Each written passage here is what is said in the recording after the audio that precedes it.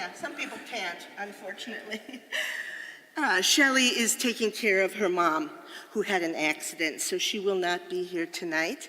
But she wants you all to know that she welcomes you with an open heart, and she's so thrilled and wishes that she could have been here as well.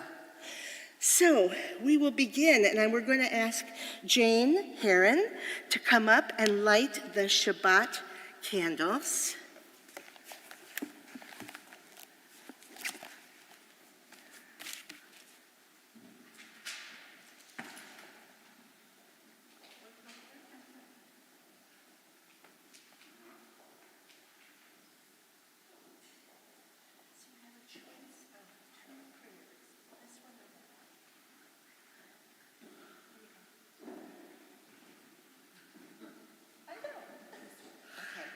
So we're on page 121 in your Siddur.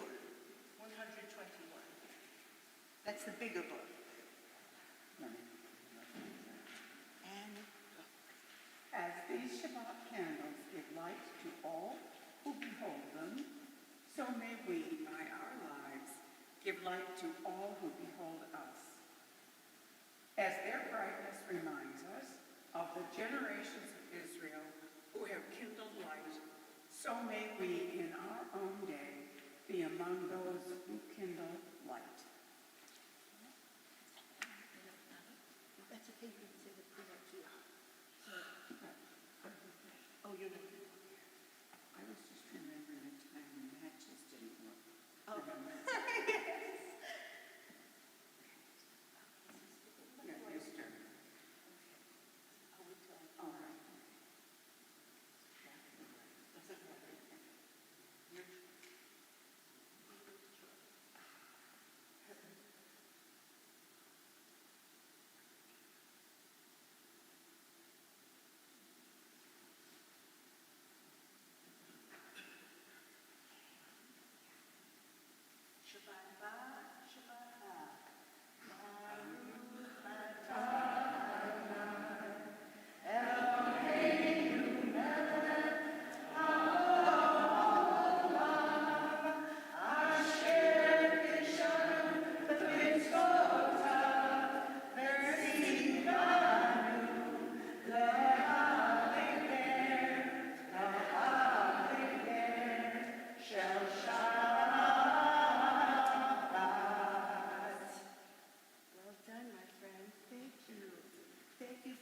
Without you, we couldn't start services.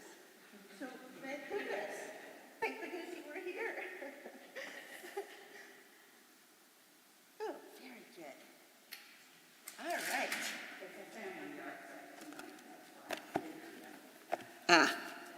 Well, that's important. Okay. We're going to do the Kiddush now. Michael so carefully wrapped this with saran wrap. So if you would please rise and turn to page 123. Baruch atah Adonai, Eloheinu melech haolam, borei pari hagafen. Baruch atah Adonai, Eloheinu melech haolam, asher kiddushanu b'mitzvotav, v'ratzavanu, v'shabbat kodsho, be'ahava uvratzon, hinchilanu, zikaron lema'aseh v'reshit, ki hu yom techila lemikra kodesh, zecher letzihat mitzrayim, kivanu v'chata ve'otanu kidashta mikol ha'amim, v'shabbat kodshecha be'ahava uvratzon hinchaltanu. Baruch atah Adonai mekadesh haShabbat l'chaim. All right, you may be seated.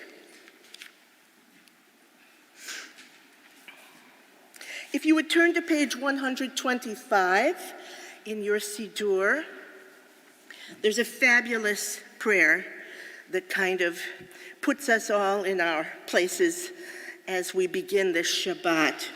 Would you read with me, please, on page 125? Where has this week vanished? Is it lost forever? Will I ever recover anything from it? The joy of life, the unexpected victory, the realized hope, the task accomplished? Will I ever be able to banish the memory of pain, the sting of defeat, the heaviness of boredom? On this day, let me keep for a while what must drift away. On this day, let me be free of the burdens that must return. On this day, Shabbat, abide. Help me to withdraw for a while from the flight of time. Contain the retreat of the hours and days from the grasp of frantic life. Let me learn to pause, if only for this day. Let me find peace on this day. Let me enter into a quiet world this day. On this day, Shabbat, abide. Page 127. We'll read this one responsively, and I'll start, and then you'll come in. There are days when we seek things for ourselves and measure failure by what we do not gain. There are days when we exploit nature as if it were a horn of plenty that can never be exhausted.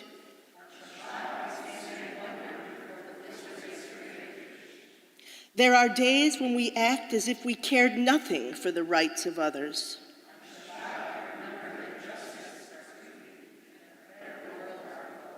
So we embrace Shabbat, day of rest, day of wonder, day of peace. And we turn to page 138 for our welcoming of the Shabbat bride, the Sabbath bride.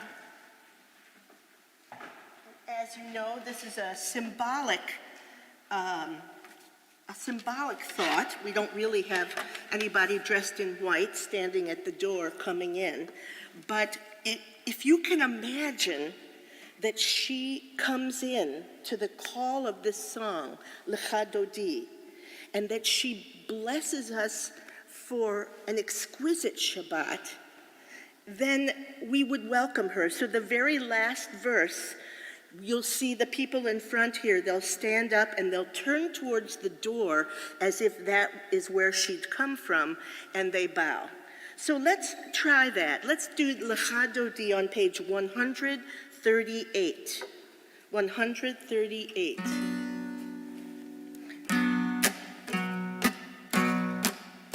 Lecha Dodi likrat kala, pnei Shabbat nekabela.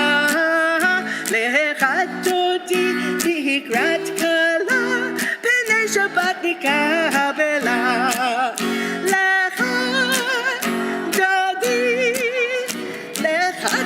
likrat kala, pnei Shabbat nekabela. Lecha Dodi likrat kala, pnei Shabbat nekabela.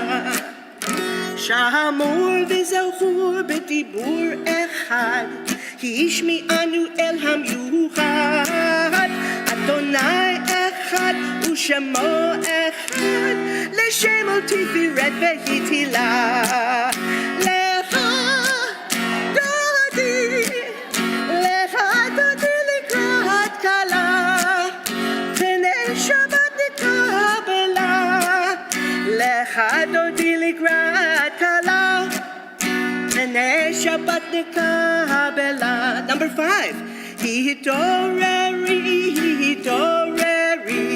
כי באורך ומאורי. אורי, שיר דברי, כבוד אדוני עלייך נגלה. לך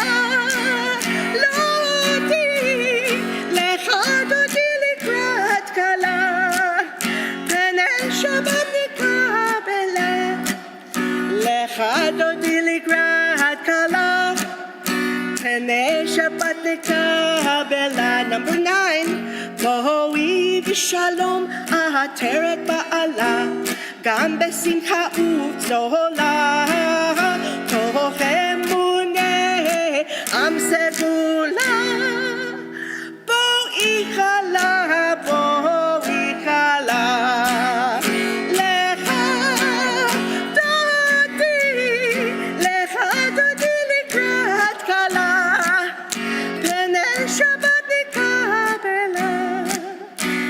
Adodi ligrat kala, Penei Shabbat nikabela.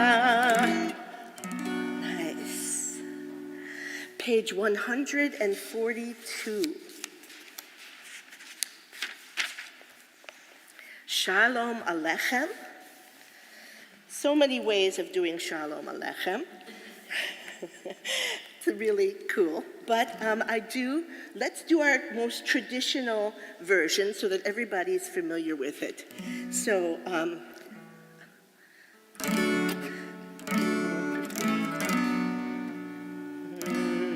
2, 3. Shalom Alechem, Aleche Hasharet, Aleche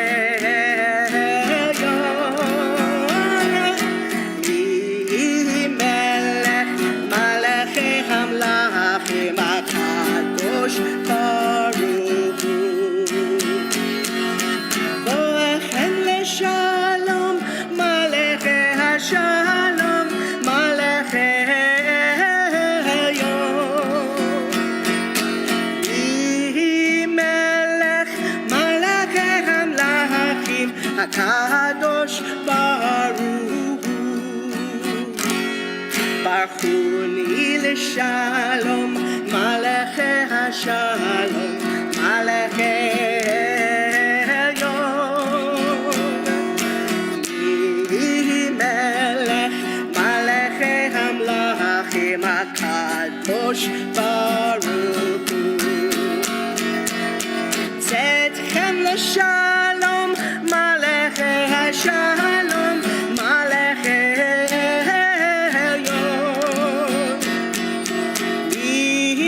Melech, Maleche Hamlachim, HaKadosh Baruch.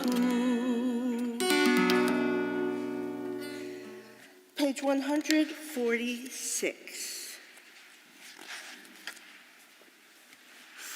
Now the actual service begins with Barhu. That's the first prayer in the order, the seder of the service.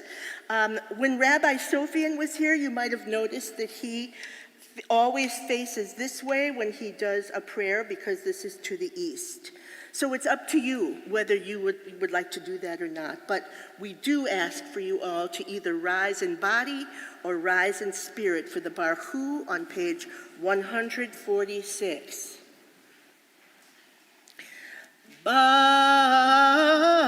Barhu et Adonai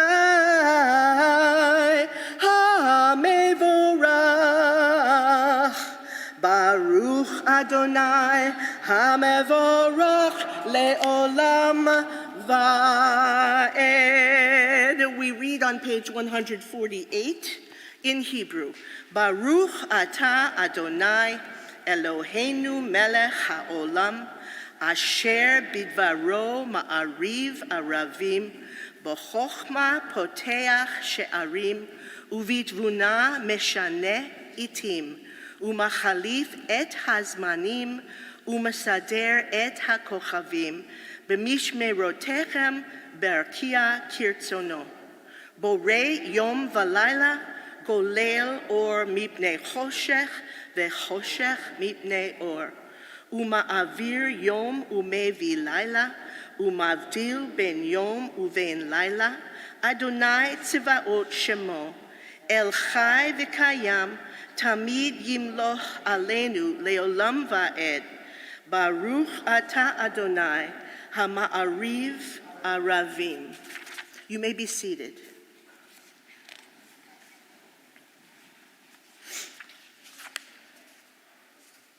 On page 151, please read with me at the top of the page. As you taught Torah to those whose names I bear, teach me Torah too.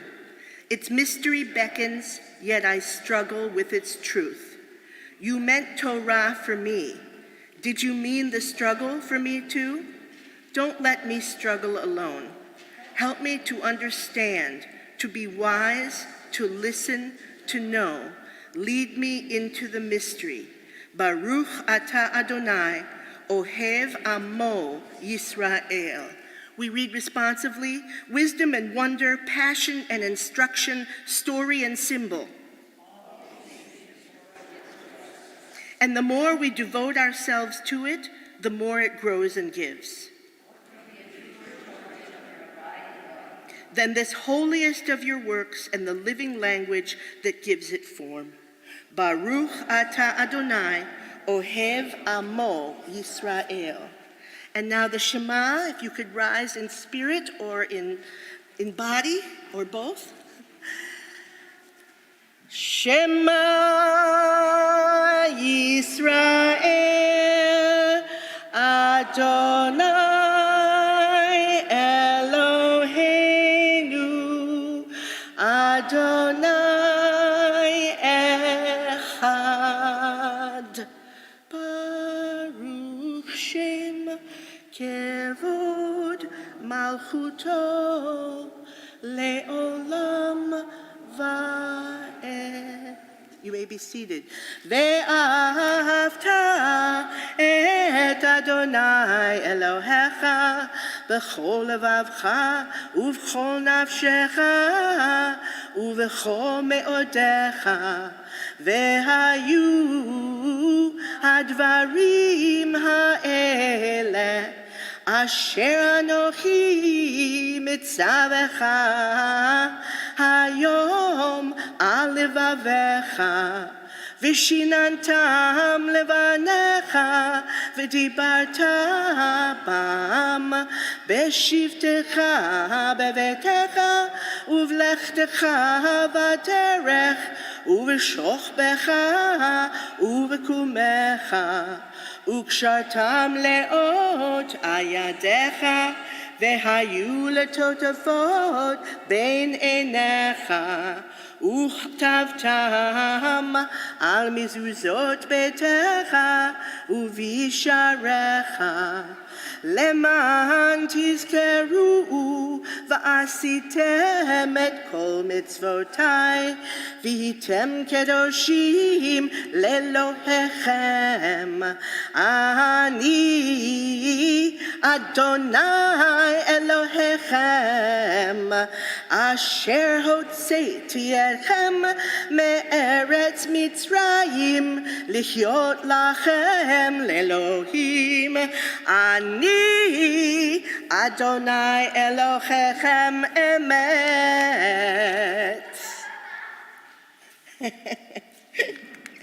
Babies are so much fun, aren't they? Oh, great. Very good. And now we are on page 158 for the Michamocha. And the Song of Freedom, as Cantor says every week, is not something to be laughed at. We are still hoping for freedom. We are still worried about Jews being held in captivity and hostage. It's mind-blowing. And I think about them as I'm thinking about crossing the Red Sea and how happy we were to get across, but how sad we were when we saw the soldiers and the horses of Pharaoh becoming engulfed in the water and drowning. So it was just like it is now. It's really a paradox. But we are going to celebrate the fact that we are free Jews. We can walk around, we can go to temple, we've got excellent safety people out in front, and they're watching for us constantly. As soon as they walk in the building, their alert is on. So rest assured that we can sing the Mi Chamocha and truly celebrate. Page 158. Mi Chamocha ba'elim Adonai, Mi Chamocha neder b'kodesh, Norah tehilot osef eleh, Norah tehilot osef eleh. Malchutecha rahu v'necha bokei hayam lifnei Moshe u'Miriam, ze Eli anu ve'ameru Adonai yimloch le'olam va'ed, Adonai yimloch le'olam va'ed. ונאמר כי פדה אדוני את יעקב וגאלו מיד חזק ממנו. ברוך אתה אדוני גאל ישראל.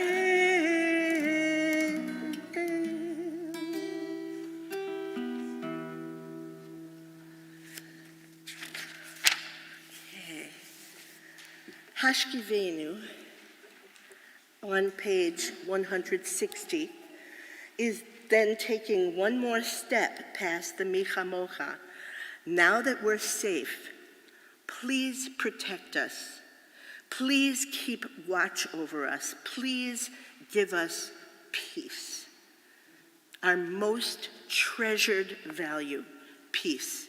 Hashkivenu starts with George Harrison chords, E minor to C, which is very appropriate, seeing as how the Beatles have just come out with a new, it's very moving to me, it was very moving, a new song in 2023 by all four Beatles. Come on. It's a miracle.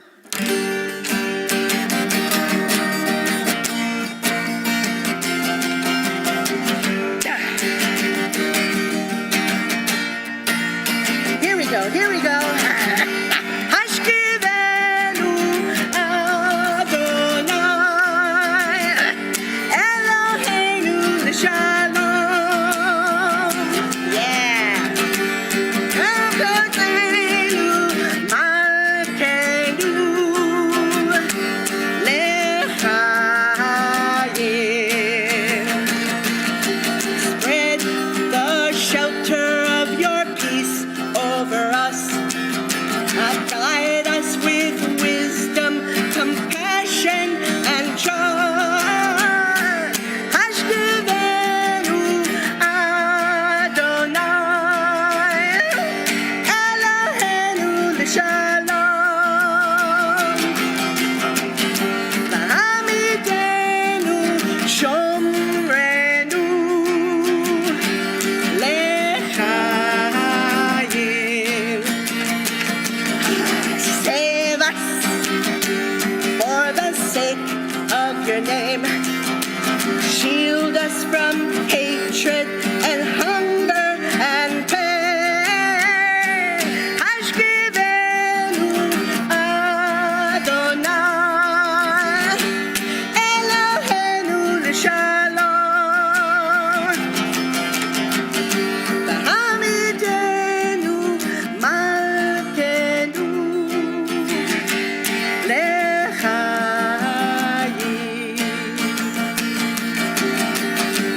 Lechayim.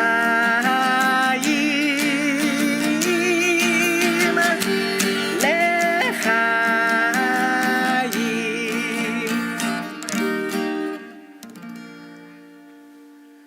Thank you for that. So good. Now, what we'll do is have a silent meditation. Oh, no, not yet. Right? Wait a minute. Oh, no, never mind. I was just kidding you. You can laugh on Shabbat, too. I found out. So on page 164, we're going to rise in spirit or in body, and we are going to have tefillah. So this is where we speak directly to God, and we introduce God again to who we are. We are the sons and daughters of our patriarchs and matriarchs, and we begin this prayer. On page 164, 164. Adonai sifatai tiftach ufi yagid tehilatecha. Eternal God, open my lips that my mouth may declare your glory. Baruch atah Adonai Eloheinu ve'Elohei avotenu ve'imotenu, Elohei Avraham, Elohei Yitzchak, ve'Elohei Yaakov, Elohei Sarah, Elohei Rivka, Elohei Leah, ve'Elohei Rachel, Ha'el Hagadol, Hagibor v'Hanora, El Elyon, Gomel Chasadim Tovim, Vekone HaKol, V'zocher Chasdei Avot V'imahot, Umevi Geula Livnei V'nehem, Lema'an Shemo Be'ahava, Melech Ozer Umoshia Umagen, Baruch Atah Adonai, Magen Avraham, Ve'ezrat Sarah, Ata Gibur Leolam Adonai, Mechaye HaKol Atah, Rav Lehoshia, Mashiv HaRuach, Umorid HaGashem, Mechalkel Chaim Bechesed, Mechaye HaKol Barachamim Rabim, Somach Noflim, Verofech Cholim, Umatir Asurim, Umkayem Emunato, Lishenei Afar, Michamocha Ba'al Givurot, Umido Melach, Melech Memit Umechaye, Umatzmiach Yeshua, V'ne'eman Ata Lechayot HaKol, Baruch Ata Adonai, Mechaye HaKol, Ata Kadosh V'Shimcha Kadosh, Ukdoshim B'chol Yom Yachalucha Selah, Baruch Ata Adonai, Ha'el HaKadosh. And now, while you're standing, we're going to let you have your own private meditation, either with the words printed on these pages or the thoughts in your head right now, and it's your time to talk to God yourself. When you're done, please have a seat so that I know whether to move on.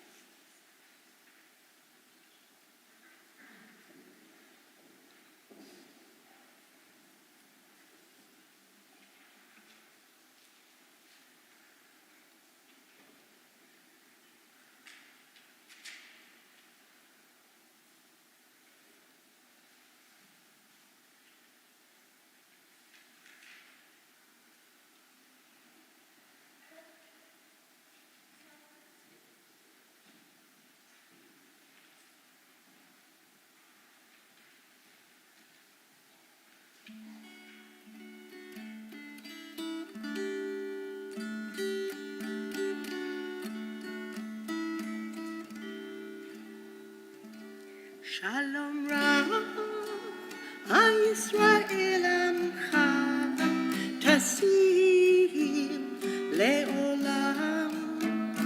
Shalom Rab, Yisrael Amcha, Tasim Leolam. Ki אתה מלך הדור, לכו השלום. כי אתה מלך הדור, לכו השלום.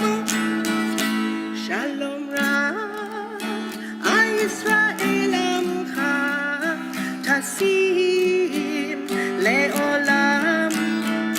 שלום רב, ישראל עמך, תשים לעולם. וטוב בעיניך לברך את עמך ישראל, בכל עת ובכל שעה, בשלומך.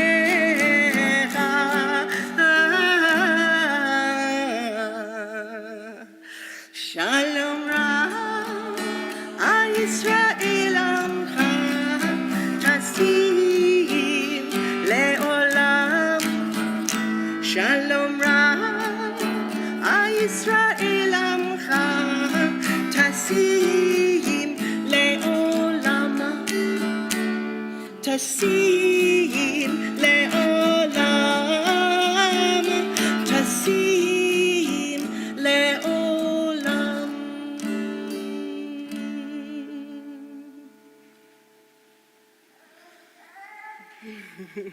Yes, I agree.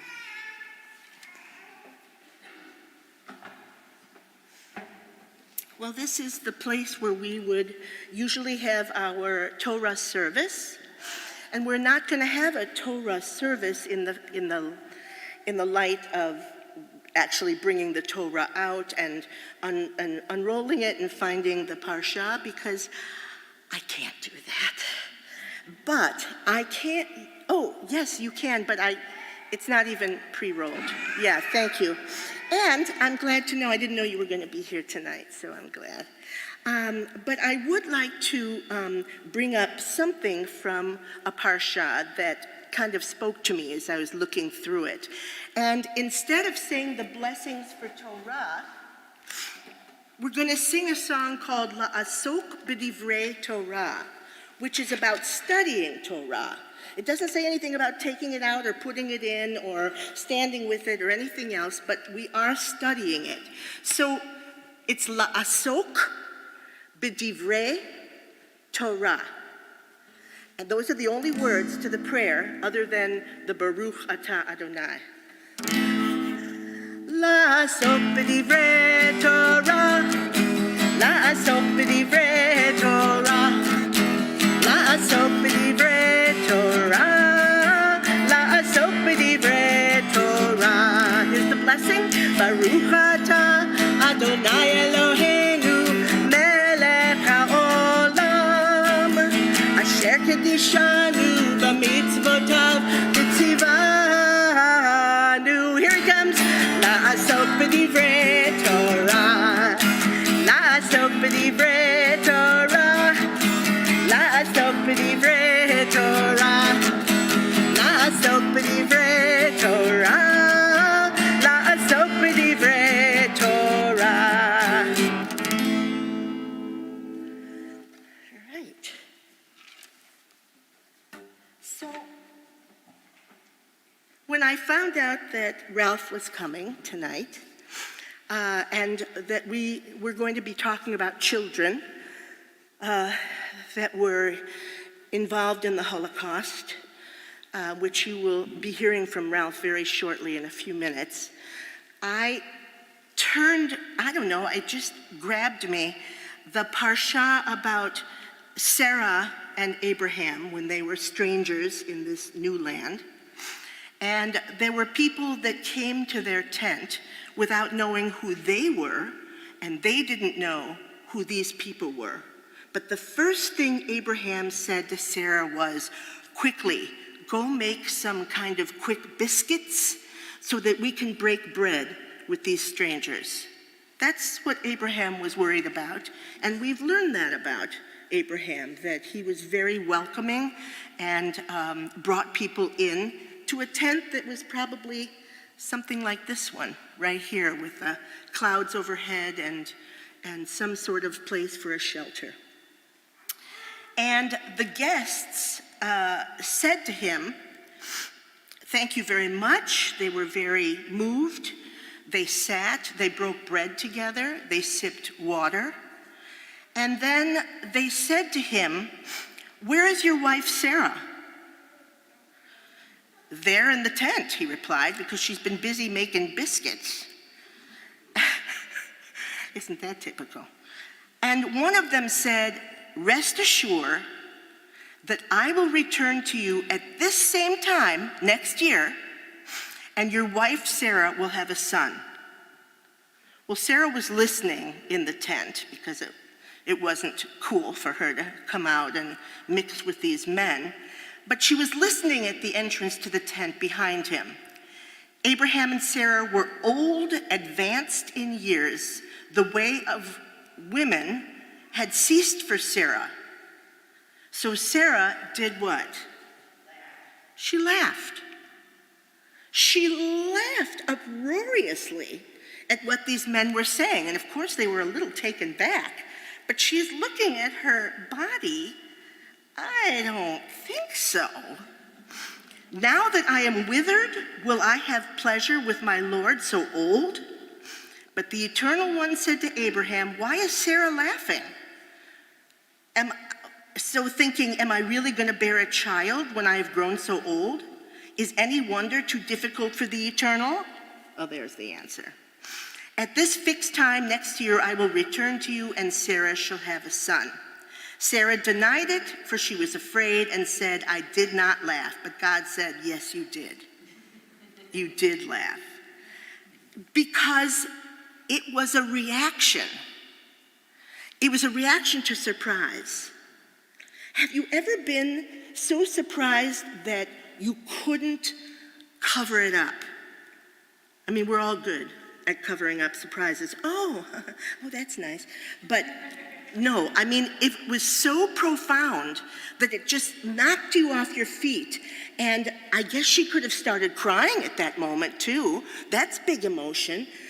But she laughed. That was the emotion that gurgled forward. Can you identify with her reaction? Of course, we all can. And sometimes when somebody hears bad news and they begin to laugh, people might turn around and think, oh, how inappropriate is that?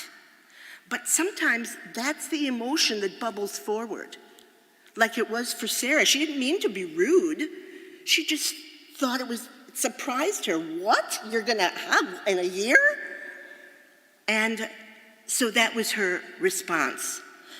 Can you think of a time when you had a response to a surprise that you might want to share with everybody here that was a surprise to you that you responded that way? Can you think of anything that might grab your memory from a time before when you were so surprised that something just popped right out?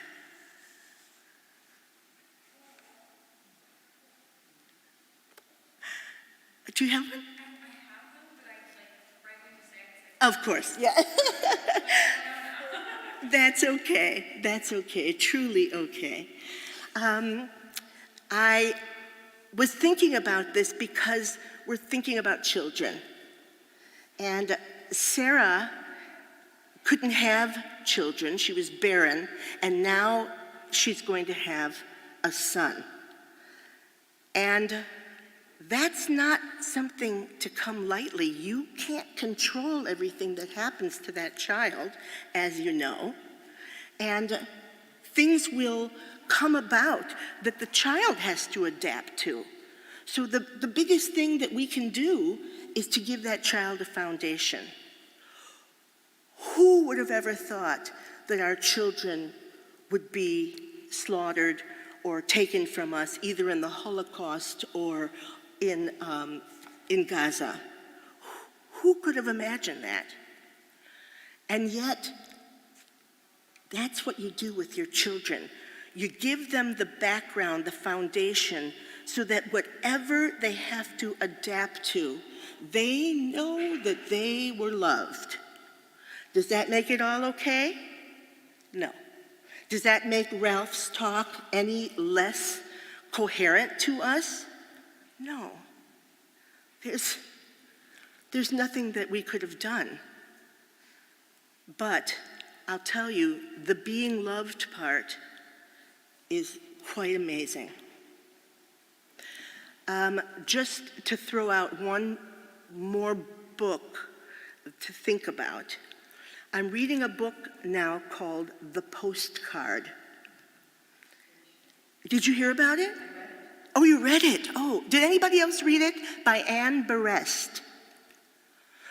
The first part of the book, the first half of the book, it was almost too hard for me to read.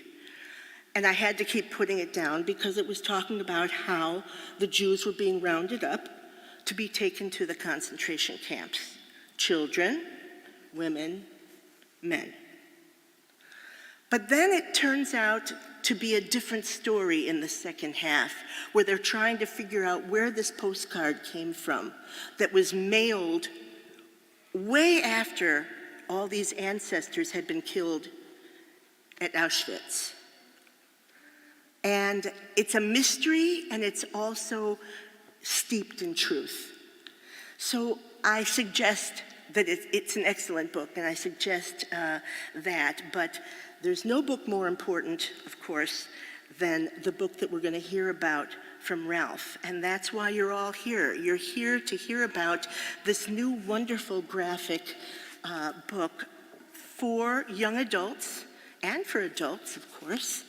And the Temple is buying many copies, about 20 copies, that you can buy after that. And Ralph has been nice and brought books for us here, if that's something that you want to think about. Perhaps maybe not on Shabbat, but another time.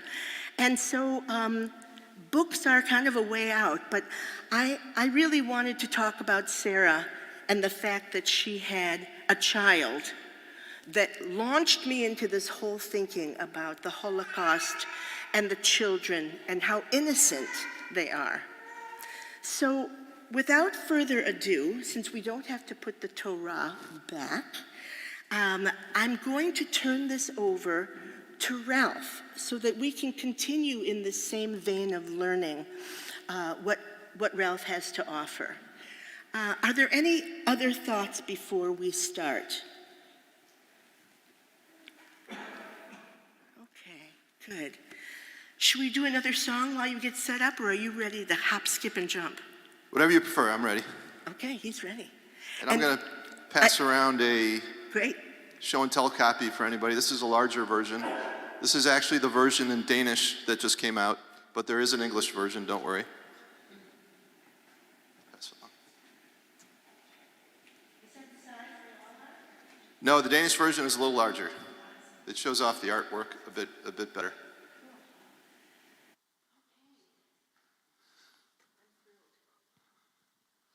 Thank you for having me here. I have a story that's really about hope and humanity, and it's my family story. Something I think we could all use a little bit of right now. I want to thank everyone for having me back here. I went to Sunday school here back in the 70s. And I still have some of the arts and crafts to prove it. And my twins were B'nai Mitzvah here with Ruth some years ago. I also just want to thank Illinois Holocaust Museum has been a huge supporter of my project, and I would probably not have been able to get it done without their help. And I also want to thank the bookstall and Robert, who's here. He's being Jewish with us tonight. It's an amazing store up in Winnetka that has an amazing children's section. And one of the reasons I'm here, this is a little bit of my origin story, is some years ago, a 25-year-old from Chicago went wandering off to Europe as a student and in 3 weeks convinced a Danish girl to marry him and move almost halfway around the world back to Chicago. And that's how my parents met. And when my mother moved here, she pledged to stay very close to her family in Denmark. She pledged to write letters to her parents and her older brother and her cousins, of which she had many, every week, which she did for 56 years. And I got to know my Danish family very well. I'd spend my summers there. My uncle was a very special and amazing man. And when my uncle was 13, 80 years ago, he did something very important that he was able to pass on. Now imagine being 13, 80 years ago. You don't have a smartphone or an Xbox. So my uncle played with an electric train set that he still had when I was young and he would impress us with. And he kept a diary. And with that diary, he captured important events that happened in September and October of 1943. Important to my family, and I think important to history and Holocaust history. Back then, and this is really timed that my book came out on the 80th anniversary of the rescue of the Danish Jews, my mother was looking forward to her 9th birthday when she learned 2 things that would change her life. That she was Jewish and in danger. Her father had just learned that the Nazis planned to round up Denmark's Jews when they calculated that they would be home celebrating the Jewish New Year of Rosh Hashanah in 1943. Instead, a German Nazi leaked word to the Danes, and because the Jews were together on Erev Rosh Hashanah and were together as a community, the warning was able to be spread fast to the Jewish community. The next day, my mother fled with her family to the countryside, and they spent the next 3 days desperately searching for a way out of the country. And that's when people they had never met before risked their lives to hide them and stow them away on a fishing boat. In one of the rare miracles of World War II, actually a rare bright spot, in just a few weeks, Danish people organized over 700 trips in fishing boats and rowboats that carried Denmark's Jews across the sea, most of them across the sea that separates Denmark from Sweden, including my family.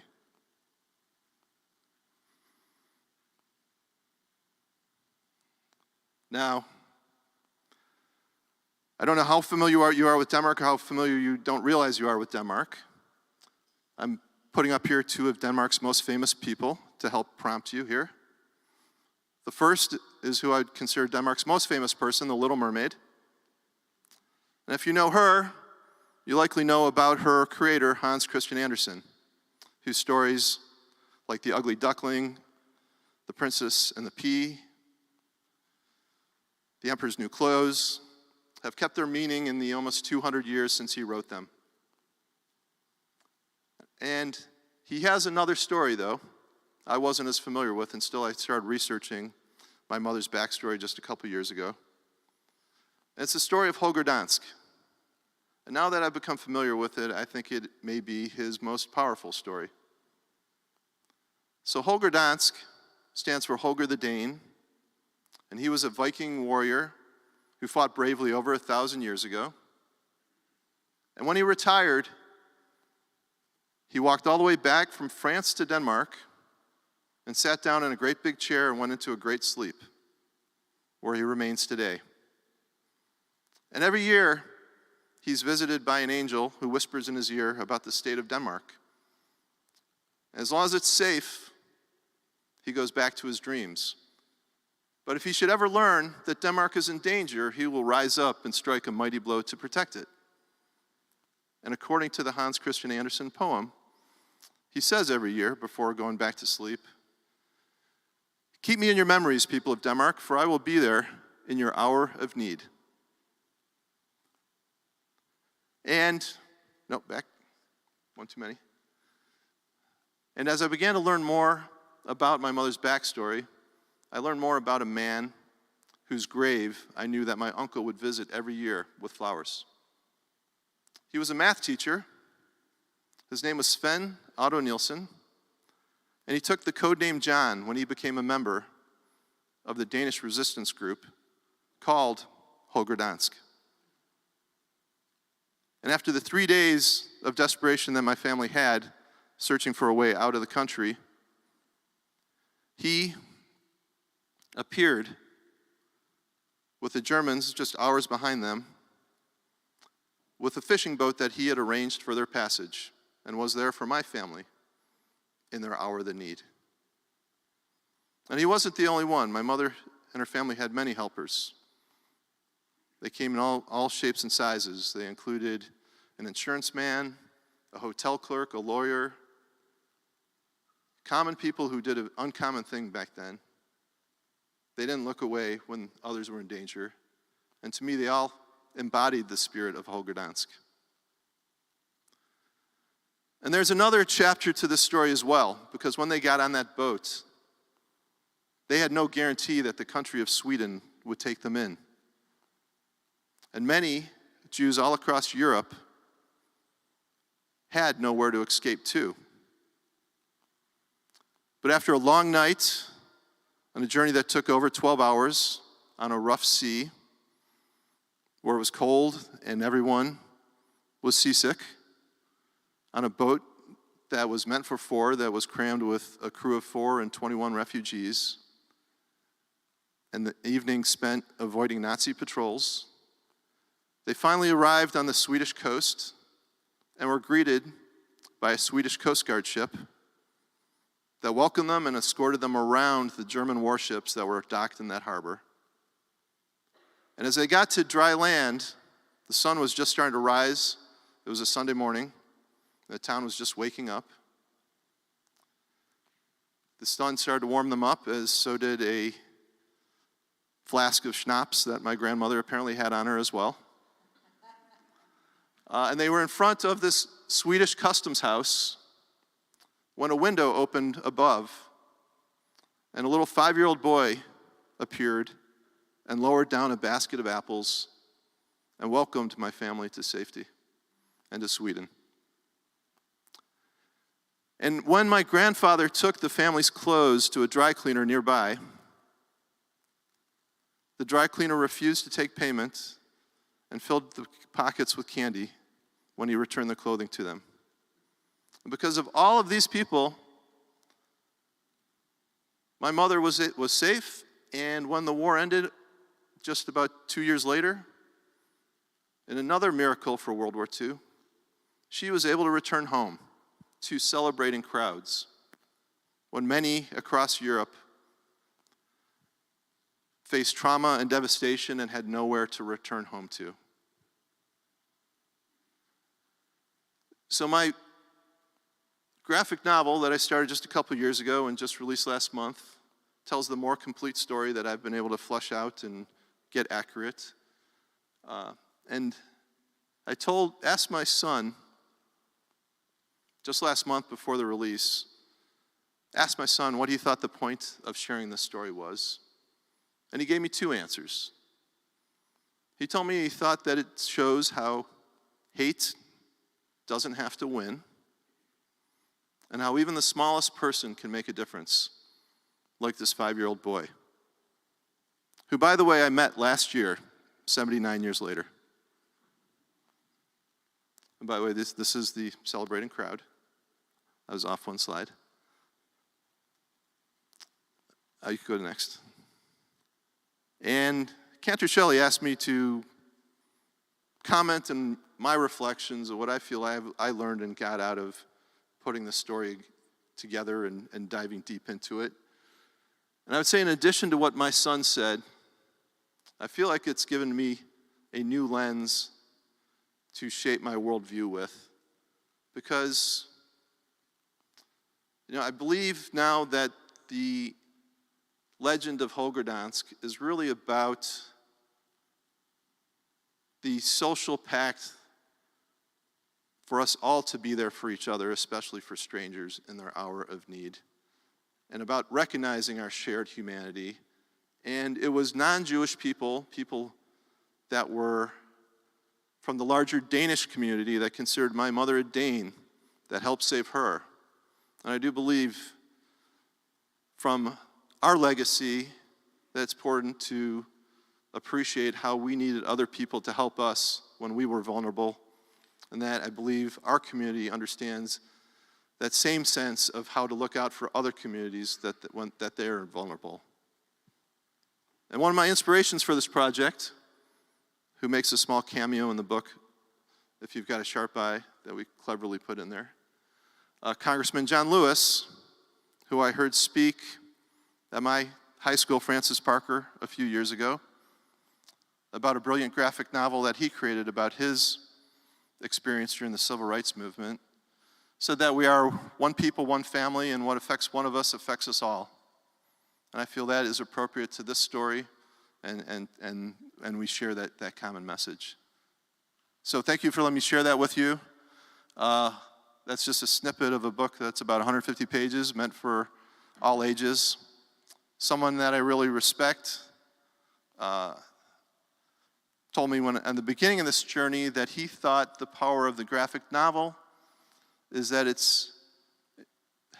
makes a young person and an older person want to sit down together and have a conversation. I can't think of a more important conversation to have.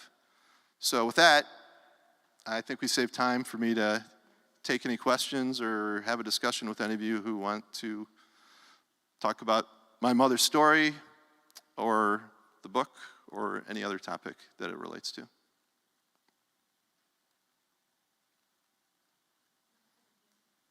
Yes?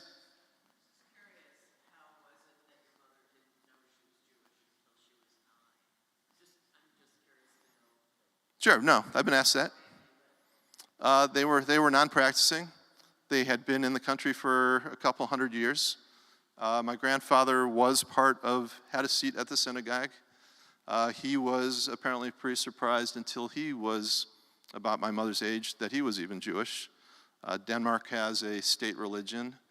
The Jews in Denmark, which were about 0.2% of the population, were pretty assimilated. But a point that my wife makes, whether they're practicing or not, it didn't matter to the Nazis. Not at all. Yes? When they were in Sweden, did your mom and uncle go to school, and did your grandparents work? What did they do those 2 years? They did, and I would say they probably had the best experience of the refugees there. My mother and uncle immediately enrolled in schools. They got very good at Swedish, which has some similarities to Denmark, to Danish. And my grandfather was fortunate in that his company was an affiliate of a company in Sweden, so that the company in Sweden, he met with the CEO and they put him on their payroll and gave him a job, and anyone else from his company that was a refugee a job to work through the war, which was pretty remarkable. Others were treated well and greeted by the Swedish Jewish community, but I can't say that all the refugees had it as relatively easy as my family did. And not all came back to Denmark either. Yes?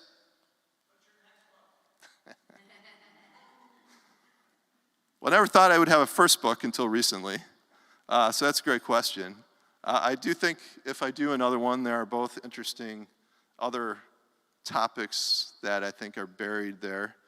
But I'm also hoping that I could potentially inspire others to tell their Holocaust story, because Denmark is one out of, I believe, about 18 countries that were occupied, and I think the stories are so varied that I hope that more stories like this can be told in this forum. I think there's some advantages to this story in that I think it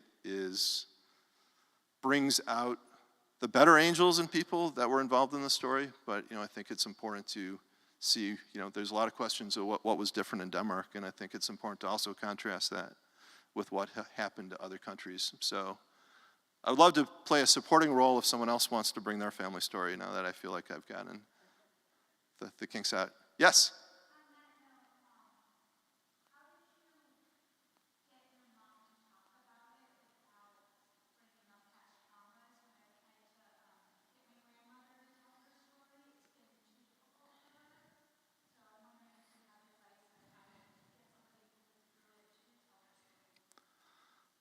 That's a hard one. And I would say that, I don't, where was your family from? Okay. I think what happened in Denmark, and there's still some remnants of that as well from my relatives that are still alive who lived through that, the advice they got at the time was to not talk about it and bury it, and that was the way that they thought was the right way psychologically, and to some extent how Danish people are. And I think my mother also had, what I'd say, some form of survivor's guilt in that, compared to what happened into other countries, she thought that her experience was relatively easy. So it wasn't until, she wouldn't not talk about it, but not until great detail, until Schindler's List came out, and that's when my wife and I pushed her to do a Shoah interview. And we also had the benefits of diaries. My uncle would talk about it. He actually made an English translation of his diary that he shared.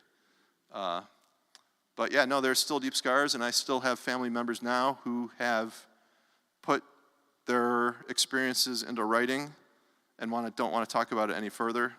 I tried to see if some of them would do Shoah interviews. But the scars are deep, so I think it's sort of instructive. In fact, I have one of my mother's cousins who was on the boat with her, who's still alive, is not happy that I've put this book together. And, I do my best to respect his view, and, I don't know that I'm in a position to question the feeling of someone, who went through this trauma 80 years ago. He was 4 years old at the time, but, and other families members as well. So, it's tough. I don't know that I have any great advice other than, it's their story to tell, and in what format they want to tell it, if they do. Okay, great. Yes, yes.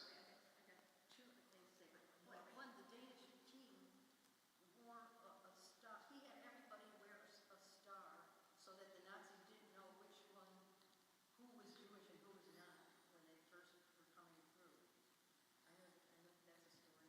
That's a story. It's a myth. I address it in the book.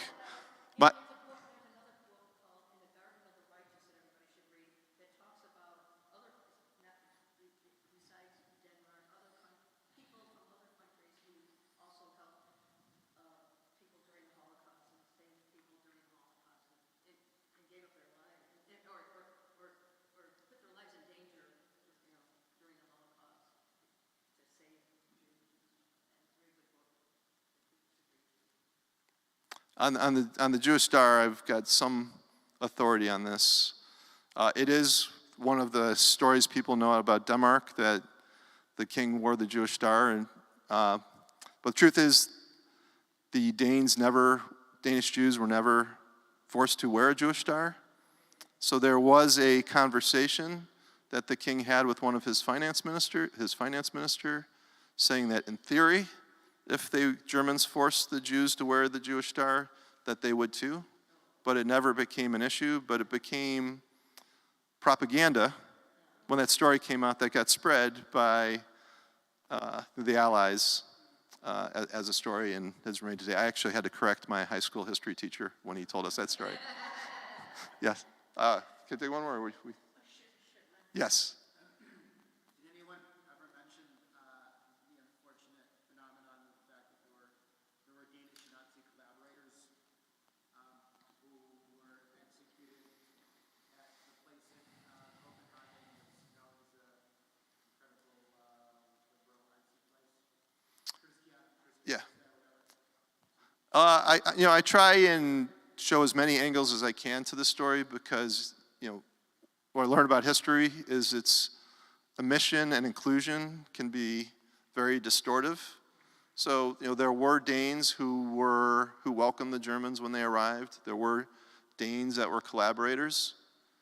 And maybe more so in Denmark than other places, there were German soldiers who were not quite as ideologically bent in other places, and there were many instances I've heard of Germans who looked the other way and were helpful, just as George Duckowitz, who's the member of the Nazi Party who leaked the information to the rescue. So it is a point that it's not black and white in any way. It's easy to portray Denmark as a miraculous country, but there were many factors that went into why they were able to help save their Jews, and wasn't an all-inclusive in one direction or another. Thank you.